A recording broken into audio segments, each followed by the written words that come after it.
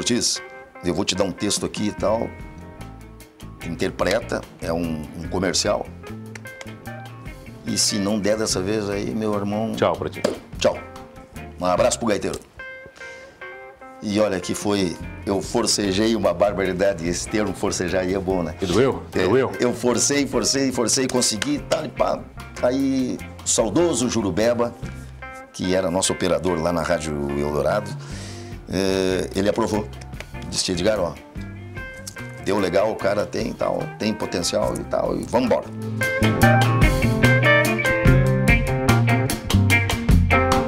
Oferecimento Giasse Construtora. Para você o nosso melhor. Giasse Supermercados. Pequenos preços. Grandes amigos. E Unesc. Formação e inovação para transformar o mundo.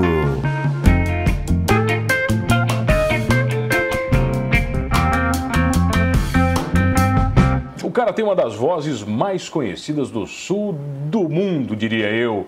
Eu tenho o prazer de receber Luiz Eduardo Ortiz. Tudo bem, meu bruxo? Ah, mano. Ah, baguale, hein? Tá legal, louco? Meu querido, legal. Prazer estar aqui contigo. Eu sei da tua performance. E essa história de voz e tal, isso aí Para, cara. Quando é que a voz brotou? 16, 17, ali já brotou essa voz? Já. Nessa época, um pouquinho além. Tipo aí, 17, 18 anos mais ou menos, mano. Que eu comecei a descobrir o poder da tua voz? Não, eu fiz um comercial para uma boutique lá em Soledade que foi um arraso, cara. Eu não lembro o texto aqui agora, mas foi para... Quebrou, acabou com a cidade. Ela ficou legal, a interpretação. A interpretação como eu desenvolvi essa propaganda para essa boutique e começou dali, né? É inevitável você ir pro rádio depois. Com certeza. As pessoas te falavam, pô, você tem voz de rádio, vai pro rádio. Com certeza. Aí eu era, mano, eu era o operador do meu irmão na Rádio Cristal lá de Soledade. Ele tinha uma voz boa também? O Thelmo tinha. Ele era funcionário do Banrisul e trabalhava na rádio. Na parte da noite, música romântica e tal, aquela frescurada lá do... De madrugada? Não era tão de madrugada, mas terminava tipo aí, a rádio ia até a meia-noite, era o tipo de um love songs, assim, aqueles troços, aquelas músicas bem melosas e tal. E aí depois o Thelmo veio transferido para Tubarão, em 1980, e antes disso eu tinha um programa aos sábados na Rádio Cristal lá, só MPB. Inclusive naquela época tinha, por exemplo, Geraldo Vandré, ditadura e tal e pá. Pois é, vocês estavam no auge da ditadura ali? Sim, já estava quase terminando. Já estava caindo, ela caiu em 83, 86? Mais ou menos, mas ali era 79 ainda, né? Estava forte. E a gente vivia bem naquela época lá. Não que eu seja a favor da ditadura, nada contra.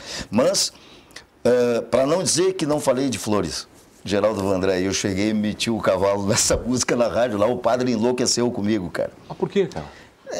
Porque ela... Muita apologia? Não, mano. Essa letra, ela falava dos militares.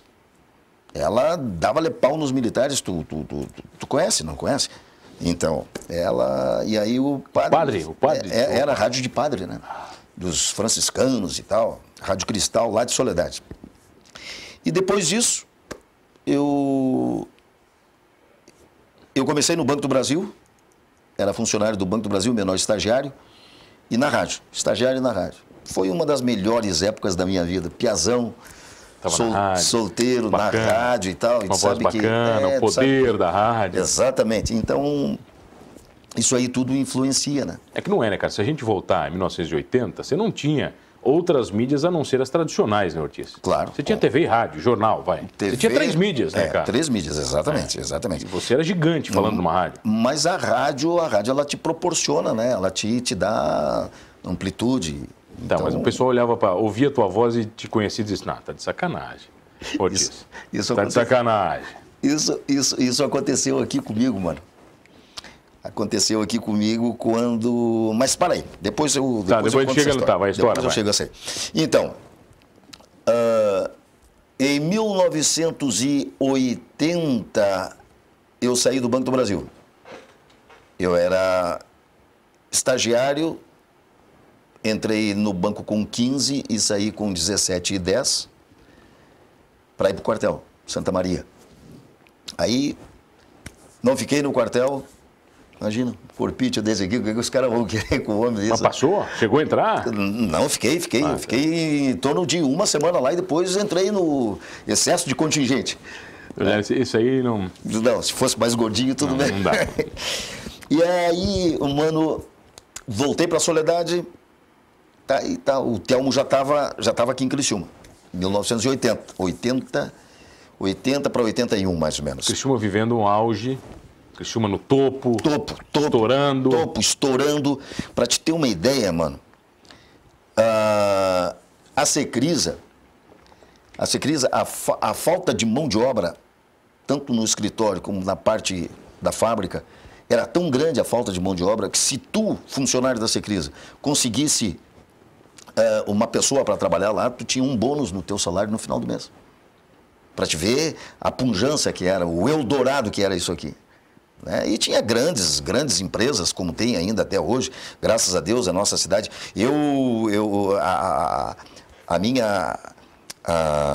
Como é que se diz? O meu pago é o Rio Grande, Soledade, mas a minha querência... É aqui? É aqui. Eu já estou aqui, eu vim para cá com 19, eu estou com 57, meu irmão. O seu sangue é preto do carvão, né? É sangue preto do carvão. Não tem essa, né? Então a Criciúma continua ainda com essa pujança, com esse crescimento, com esse poder econômico muito grande. E pessoas que são bairristas, que amam essa cidade aqui, assim como eu amo o nosso Criciúma, que é um exemplo disso, né? Mas quando você chegou, você já foi direto vinculado ao Criciúma ou não? Não. Como é que foi essa trajetória? Nada disso. Quando eu cheguei... Você chega em 1980? 81 vim para cá. 81 eu fiz um teste, um psicotécnico na Secrisa, lá na Próspera. A Secrisa estava bombando e fui para Conventos. Industrial Conventos, trabalhei com o engenheiro Álvaro Barcelos, que faleceu agora recentemente, infelizmente. E eu era, como é que eu posso dizer, quase que o braço direito dele lá. E eu sempre com aquela ideia, olha, eu vou pra rádio, eu sei que tem uma rádio muito boa aqui, a Rádio Eldorado, ela tá... Tava fácil ali, você tava perto, né? Tava. Você tava andando perto. E os caras diziam pra mim, os meus colegas lá e tal, mas Ortiz, aliás, Nilo, eles me chamavam de Nilo, porque o meu apelido, na realidade, lá em Soledade, é Lilo, era Lilo, a minha falecida avó tinha botado Lilo por causa de Luiz. E quando eu entrei no Banco do Brasil, eles trocaram o L pelo N, botaram o nome do rio Nilo lá do Egito. Tá. Lá. E ficou Nilo, até inclusive o filho do Pimenta, o Gerves, que eu entrei no lugar dele lá na engenharia industrial da Icom, o Gerves começou a me chamar de Nilo e tal, que era o meu apelido, ninguém me chamava de Ortiz. Aliás, são raros as pessoas que me chamam de Nilo aqui em Criciúma. E o engenheiro Álvaro Barcelos era um dos que me chamava de Nilo. Mas o pessoal dizia para você não ir para o rádio? Não, você vai para o rádio, para quê? Eu disse, o que tu quer com rádio e tal? Eu disse, não, mas é que eu já fiz rádio lá no Rio Grande. Aí, saí da engenharia industrial, fui para o CETIL Processamento de Dados, em 84. Até então, nada de rádio? Até então, nada de rádio. Nada de rádio. Nada de rádio. E nesse ínterim, eu não estava bem adaptado em Criciúma, voltei para a Soledade. Fiquei 6 meses lá em Soledade, o pessoal do CETIL Processamento de Dados, o Sérgio Risati, que pegou e disse, Negrinho, vem para Criciúma porque nós estamos precisando de um supervisor de digitação aqui e tal. E pá. Voltei de novo. Aí sim, aí fiquei mais 1 ou 2 anos no CETIL. Nós processávamos, mano, em torno de 60 e poucas agências do BESC, desde Laguna até São João do Sul. Você ficava à noite ali naquela À noite. Eu comecei a trabalhar de dia, depois passei para a noite. Eu me lembro que eram loucuras esses centros de processamento. Uma loucura. Um monte de molde, tecnologia, era sempre Sim, e era aqueles computadores, mano, o Cobra 4000, era uma parede dessa aqui assim, mais ou menos. Coisa que hoje que tu vê, processaria isso aqui, vai. Exatamente. Processaria o Brasil inteiro aqui, né? Com certeza. Aí éramos em 2 na parte da noite, nós começávamos à meia-noite e às 7 da manhã. Para pegar e processar todo esse material do BESC, né? Banrisul, Banco Real, Mercapaulo, tinha mais alguns bancos pequenos ali. E o erro, Ortiz? Quando dava pau, dava problema, não podia.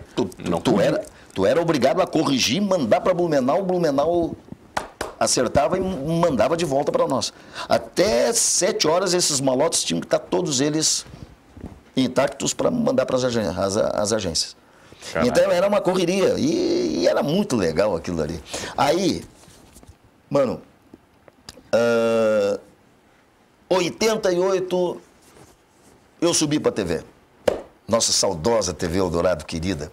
Aí você estava rondando ali com a galera, conhecia todo mundo. Já estava. Daí eu já estava junto com a minha esposa, não estávamos casados ainda. Quem te levou para a TV? Não, eu mesmo. Não, você subiu, você foi lá. Eu mesmo peguei, meti a cara ali, mas antes disso, o Robson Lopes, tu conhece demais. O Robson é uma pessoa fabulosa. Naquela época ali tinha, e era a época, mano, do vozeirão. A minha era fichinha. Tinha que ter vozeirão pro rádio. Tinha. Era o Edgar Heiselman, que hoje é a voz da NCC lá em Floripa. O Robson Lopes. Tinha o Hipácio Carolino, que hoje mora em Floripa também. Um negrão pequenininho, mas com uma voz. E ele fazia força para não largar todo o grave dele, cara.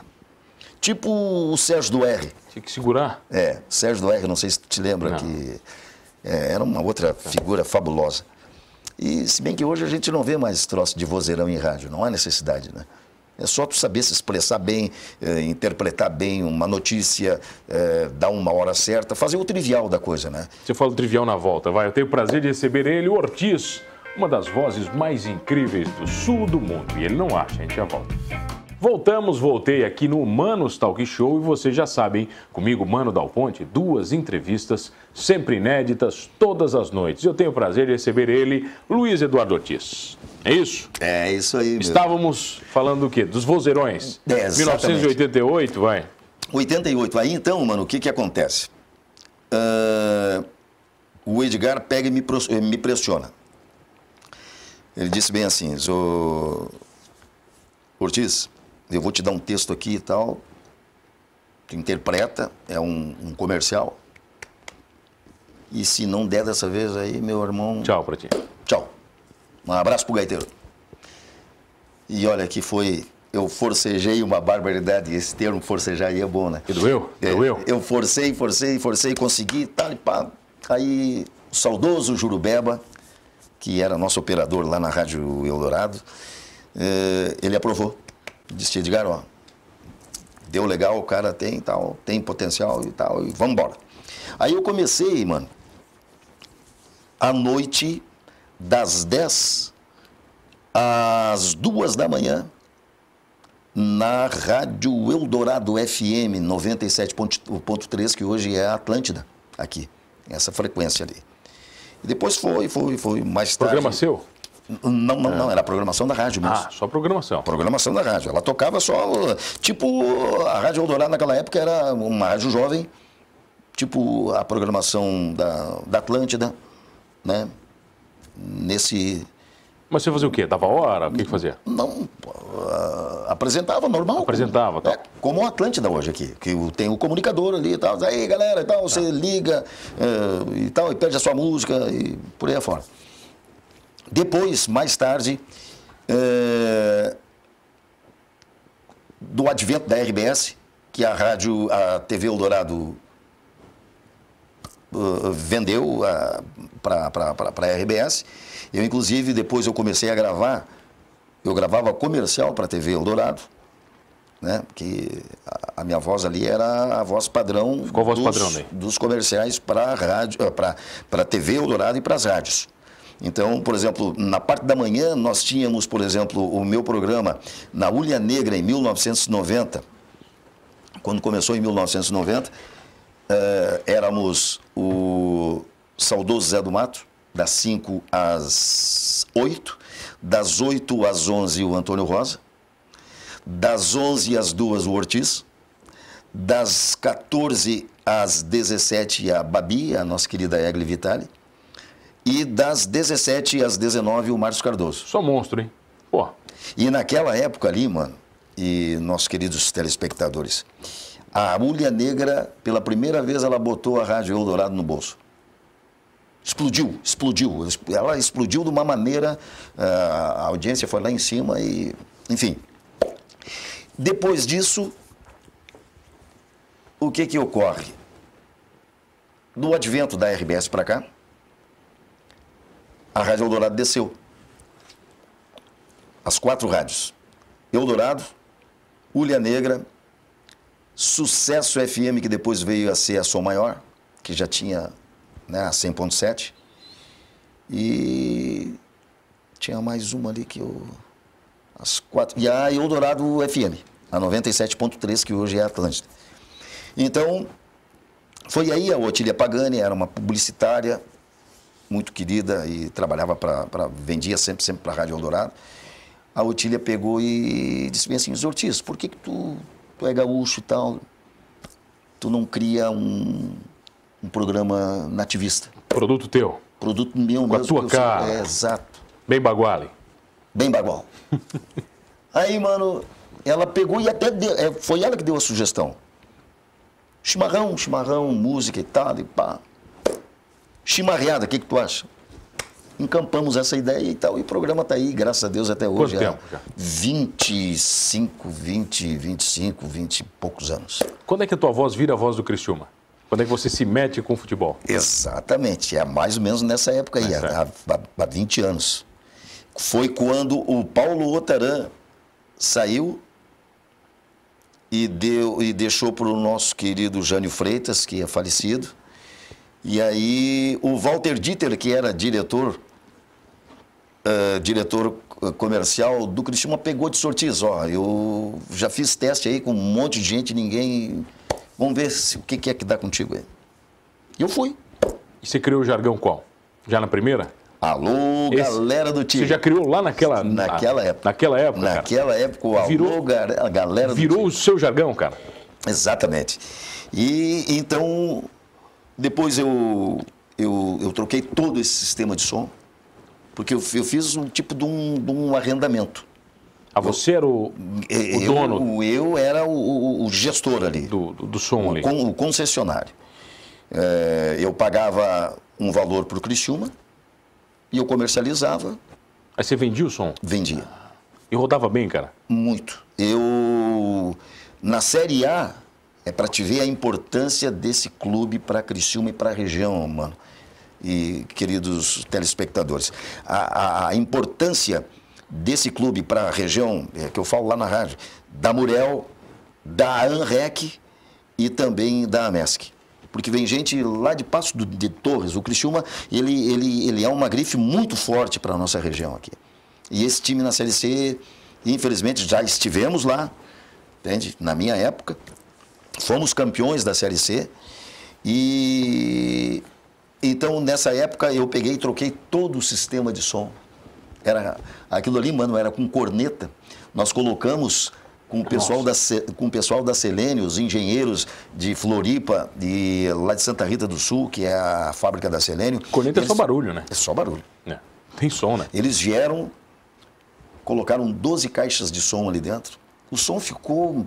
Olha, som de gramofone para som de CD, podemos dizer assim. E hoje, se a gente for botar um pouquinho mais com esses pendrive, então ficou legal. E na Série A, eles ligavam para mim: Ortiz, qual é que é o valor da cota aí e tal? E pá. Então, graças a Deus... Tinha procura, era diferente, era fila. O Criciúma se vende muito bem, né? Ele estando no auge, ele se vende sozinho. Já falou muita besteira no ar ou não? Já. Já, cara? Já. Aqui no Criciúma, uma vez, mano, quando nós subimos da C para B, eu cheguei e meti o Criciúma estava ganhando do Macaé de 4-0. Nós já estávamos na B. Tanto que nós fomos campeões da C, como o Guilherme Maculha. Eu cheguei e meti a bote azul ali. Eu vou te contar uma coisa. O pessoal, eles enlouqueceram. Disse, meu Deus, esse cara tá louco, botar a bote azul aqui. Queria te matar, pô? Não, mas dali a pouco, todo mundo começou a cantar e cantar e cantar. E inflamou a torcida inteirinha, porque o Heriberto Wilson estava cheio.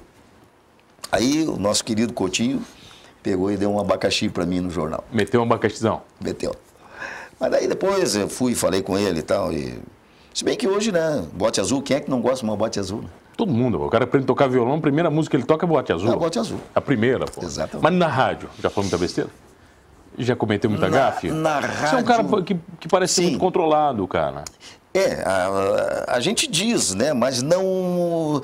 Porque, mano, eu te falo uma coisa, tu é do microfone, tu sabe como é que a gente tem que se comportar, entende? Eu, graças a Deus, eu nunca, entende, levei algum processo, alguma coisa nesse sentido. Mas,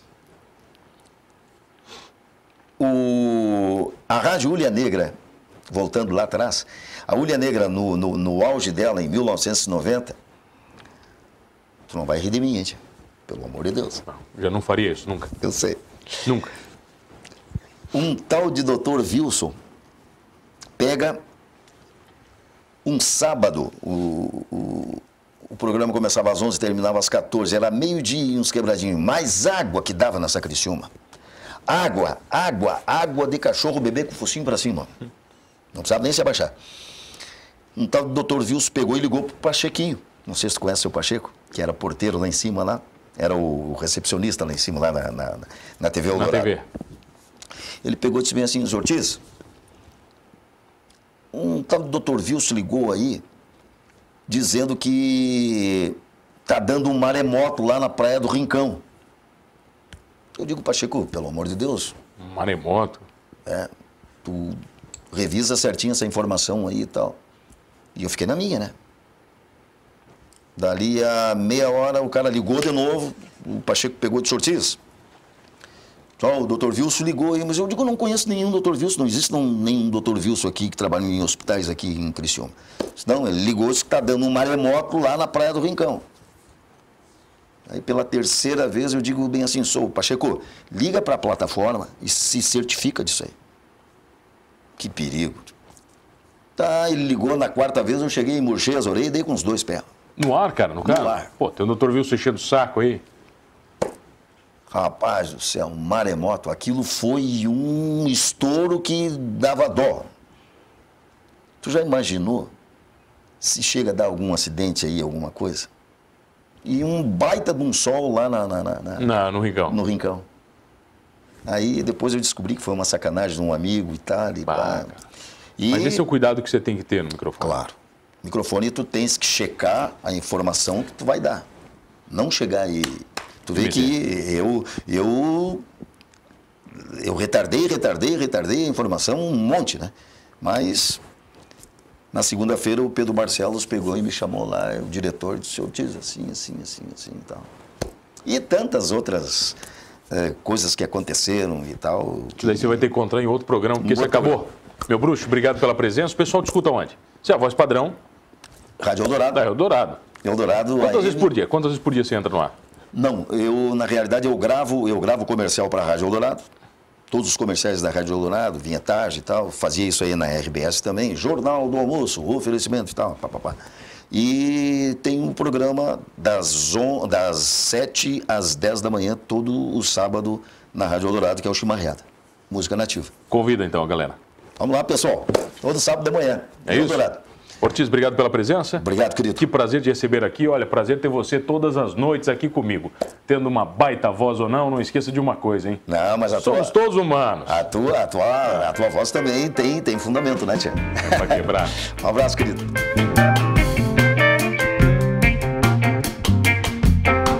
Oferecimento Giasse Construtora. Para você o nosso melhor. Giasse Supermercados. Pequenos preços.